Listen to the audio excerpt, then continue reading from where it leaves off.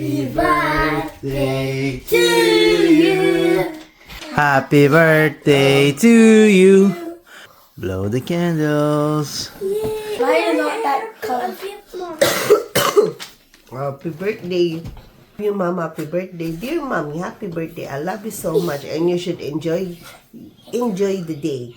I was supposed to give you money but you took it. So you can have it. Done so much for you. I love you mommy and happy birthday. Love Cassie. 6'7". 6'7". 6'7" here. And then I made this one a bouquet of flowers. Oh, Mine is and not that for colorful. Rizzy, happy birthday, mommy, from Rizzy. Mommy, happy birthday. I hope you have a good birthday and thank you for your kind. Felt Kind of like I squishy. am in the star with you. And thank you for being the greatest mom. I have be squishy. for being the greatest mom. I have my world and best mom I have. There's other mom in the world and God pick you as my mom. Ah, thank you, baby. That's so sweet. Mommy. Did Mommy. What did you say to mommy? Happy birthday. I think this is yours.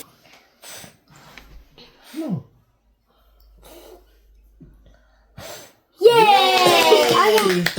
So today is Anna's birthday.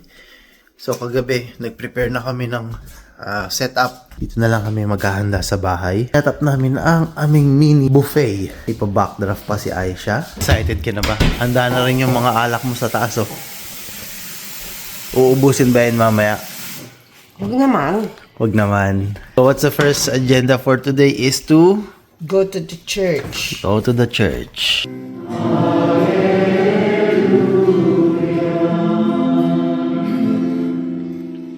Maraming salamat, Panginoon. Bigyan mo po siya ng lakas, good health na lagi at ma-reach na yung mga gusto nilang ina-achieve sa buhay. Bless us, O Lord, and fix every fruit of our to receive from thy bounty through Christ our Lord. Amen. There you go. So how are you in Brota Clinic now? Yeah, it's good. I like it. A pre-op program now. You. He's trying to get. Don't subscribe to him. Don't subscribe.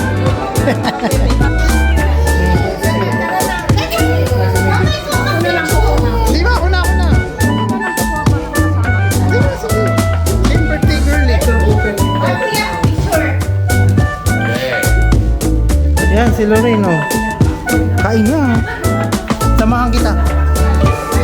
Samahan kita, please.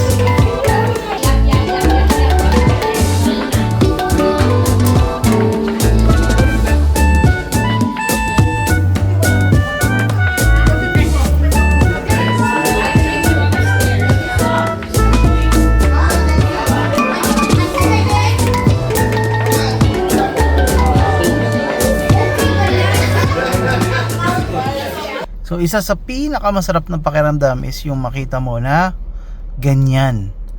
Outside is +9. Yan talaga yung isa sa mga inaabangan naming lahat and eto na yon. This is it. So today is another project. So we will start a weekend project and isa sa mga project na gagawin ko ay ako lang is yung landscaping. So umorder na ako ng gravel. And this is something na pagtsatsagaan natin gawin every weekend. Have to do it kahit malamig bago mag summer. So para hindi masyadong mainit. So let's do it!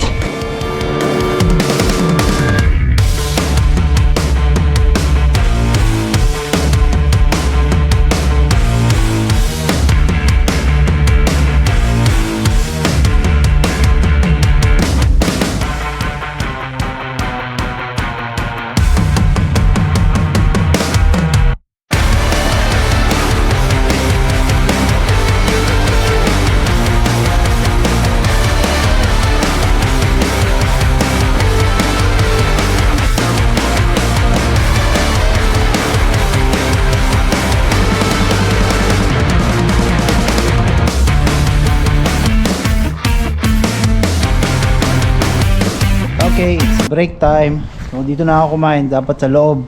Kaso magpapalit pa ako. So, ayun yung project. So, paunti-unti, di ba? So, yung black granite, dineliver na. So, patapos na rin ako dito sa mga edging ng ano. Lalagyan ko na lang to ng limestone, tapos pave, and then lalagyan ko na yung gravel. Mas makatipid-tipid ng konti, ikaw na lang gumawa.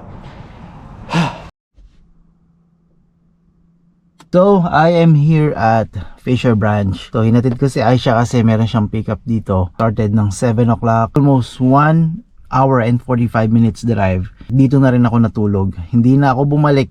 I decided, yun na lang mag-set up. Time check, 10:17 in the morning. Meron ako mga pagkain na dala. Vitamins, hindi pala pagkain. Ito yung binaon sa akin ni Aisha. Vitamins, gamot, snacks, yan. Tapos I think meron pa ako ditong kanin, itlog. Dala ko rin yung laptop kasi baka pumunta ako sa Arborg. It's going to be 30 minutes drive kasi walang masyadong ginagawa rito. So I am going there para kumain. Ito yung kalsada na pinupunta ko ngayon, no? Papunta sa Arborg. Isang mahabang straight line, and then ang katabi niyan puro farm. So wala akong kasabayan, ako lang nagbiyahe dito sa road na to kasi ito is considered to, yung pinuntahan namin ni Aisha is rural areas ng Manitoba.